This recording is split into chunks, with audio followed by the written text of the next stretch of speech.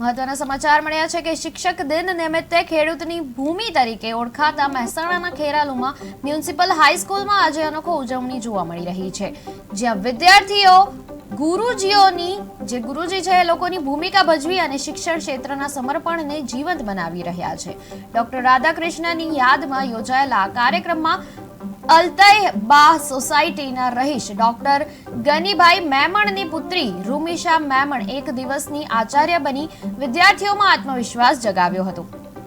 સ્કૂલના રેગ્યુલર આચાર્ય વેનુભાઈ ચૌધરી અને તમામ સ્ટાફે વિદ્યાર્થીઓને નાસ્તો કરાવી અને ગુરુજીની ભૂમિકા ભજવવા માટે પ્રોત્સાહિત કર્યા હતા। કાર્યક્રમ દરમિયાન યુવા વિદ્યાર્થી અને વિદ્યાર્થીનીઓમાં પસંદગીના વિષય મુજબ શિક્ષક બની પોતાની પ્રતિભા રજૂ કરવામાં આવી હતી। આજે આપે પ્રિન્સિપાલ તરીકે જે ફરજ બજાવી શું કહેશો?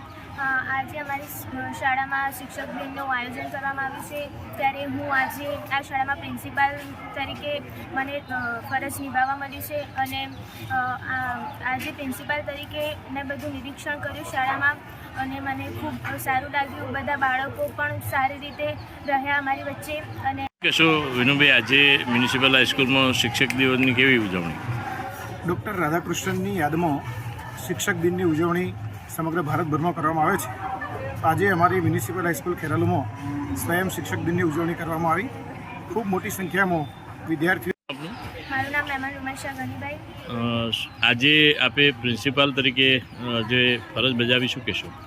આજે અમારી શાળામાં શિક્ષક દિનનું આયોજન કરવામાં આવ્યું છે, ત્યારે હું આજે આ શાળામાં પ્રિન્સિપાલ તરીકે મને ફરજ નિભાવવા મળી છે અને આજે પ્રિન્સિપાલ તરીકે મેં બધું નિરીક્ષણ કર્યું શાળામાં અને મને ખૂબ સારું લાગ્યું। બધા બાળકો પણ સારી રીતે રહ્યા અમારી વચ્ચે।